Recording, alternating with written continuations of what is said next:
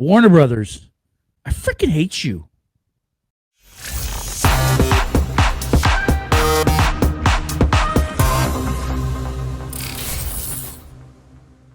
Today, we are going to be talking about The Flash because there's a new The Flash trailer that came out yesterday during the Super Bowl. Now, by the time you see this, it might be Tuesday, so the day before yesterday is when it came out. Before we get started, if you have not subscribed to the YouTube channel, please make sure you do that. It really, really helps us out. Click that like button, lets us know that you like what you're seeing, and if you click the notification bell, you'll never miss when we upload a video. Mr. Jeff, how are you doing this week? I am excited to talk about The Flash. How are you? I'm doing good. A couple things. I think we need to address the elephant in the room. First of all, Michael Keaton is obviously coming back as Batman. Do you think? Because, man alive, did they ever feature him heavily in that trailer? Yeah, the last, 10, 15 seconds of the trailer are basically just him, from showing us the Batcave to showing us him in the suit to him diving down. It's let's be honest. I think everybody's been waiting to get Keaton back as Batman for a lot of us. Of course. Especially since as Keaton as our Batman, right? Yes, but especially since his smaller role in Batgirl was, of course, will never see the light of day. So yeah, let's recall he was supposed to return in Batgirl, but this will now be his official return to the DCU right before it's all reset. I'm not gonna lie, I'm a little bit annoyed by this trailer. If I'm going to be 100% honest. Tell me why. When they announced that there was a new trailer out, I went into this trailer fully wanting to hate the shit out of it. With everything going on with Ezra Miller, DC deciding to can a bunch of people and playing coy about not canning Miller, even though he's probably not going to be back after this movie. I think that's a given, but still, with everything that's going on in the media lately, I was going into this trailer fully expecting to just hate on it and rip on it. And my God, that looks fucking amazing. CG looks amazing. It does. The CG looks a little dodgy. I'm hoping between now and June they're going to tweak some of that out, and they typically do. Definitely, if you're familiar with the Flashpoint storyline, there's definitely aspects of it that have also been tweaked a little bit. Well, I mean, the elements are there, right? Like Michael Keaton is playing Batman as opposed, like obviously an older Bruce as opposed to a Thomas, but I'm guessing it's similar. They've got Kara Zor-El as the Kryptonian that fell to Earth as opposed to Kal-El. And they bust out and you can see her in that room where she's all like skinny and emaciated because they've kept her locked away from the sun since she crashed. So all of that gets pulled directly from Flashpoint. They've just kind of like the elements there, they've just kind of tweaked a little bit. So I appreciate that they are not being coy about its ties to Flashpoint. And James Gunn's already said it. This is the reboot. This is the reset. That's what even though Aquaman is still to come. Trailer a couple of differences. Yeah, I want to point out, like you said, first of all, it looks like it is going to be Bruce as Batman and not Thomas, which you typically get in the Flashpoint storylines. Yes. You're getting two Barrys. Which you don't typically get in Flashpoint. Typically, when Barry goes back, he loses his powers. He's the one now in that timeline. Right. And he needs Thomas's help to get his his powers back so he could reset the timeline. Yes. This looks like it's a little bit different. It looks like he's still going to have his powers, but that timeline's Ezra has no powers at all. Yes. So they are changing it a little bit.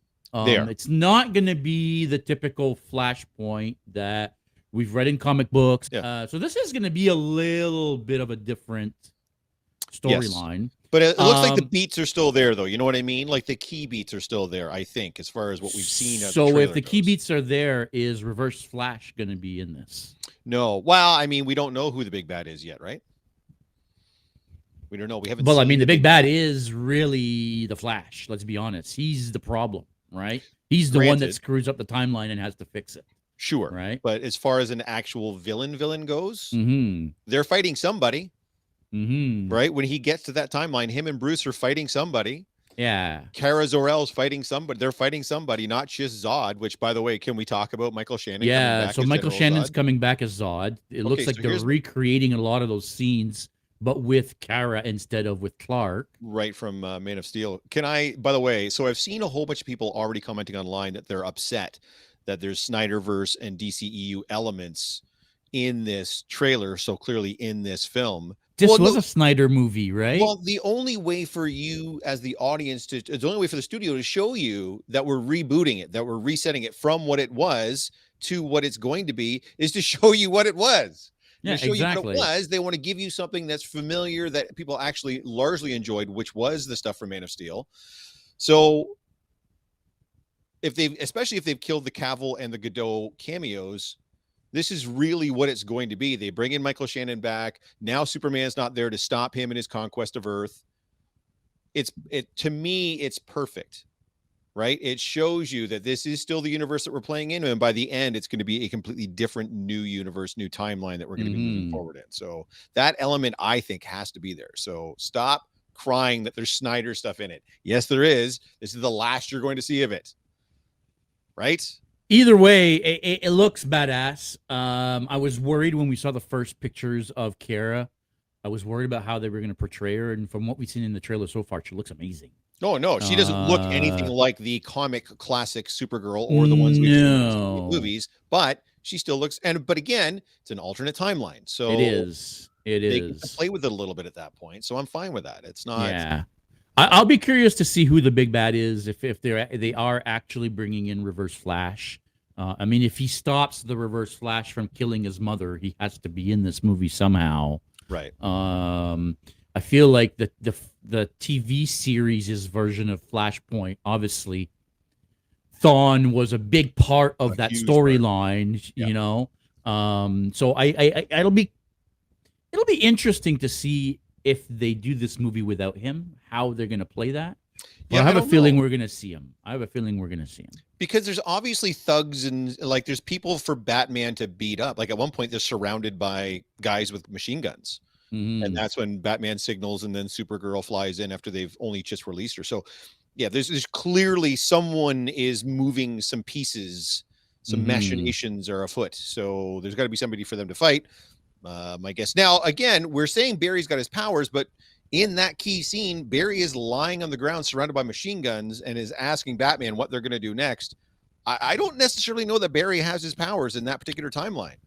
Well, I don't know, because at the beginning, we see him bust in his suit, lightning and all. Yeah, I know, but right? So why is he laying on the ground surrounded by machine guns? He should just be able to like...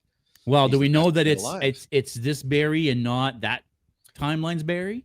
I'd have to look, because that timeline's Barry has the longer hair. Longer hair. I thought in the trailer it was the shorter hair Barry, but I mean, yeah, I don't remember.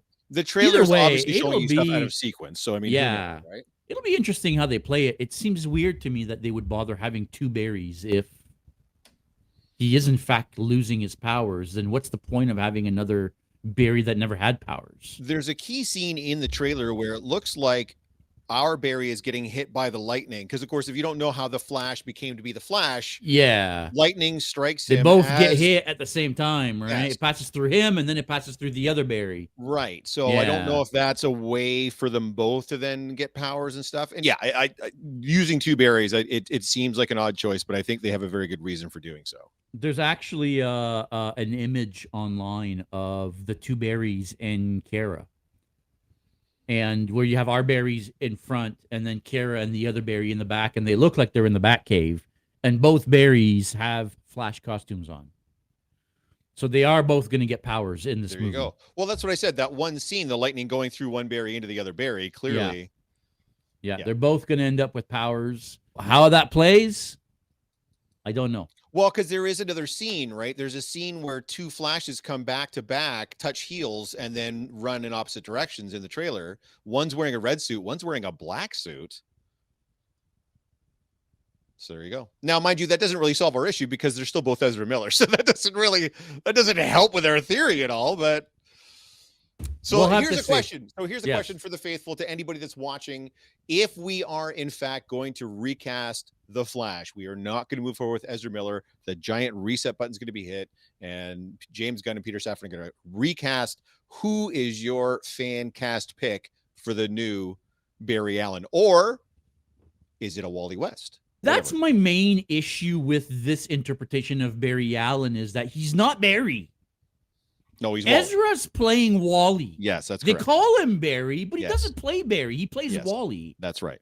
They wanted to combine because Barry is boring as shits. All right. I'm sorry, but Barry is boring. I mean, they kept the CSI thing or whatever, but at the end of the day, Barry is just not a very energetic. Wally is. And Wally's who everybody knows from the Justice League cartoon and everything else. And Wally was in the comics for a long time.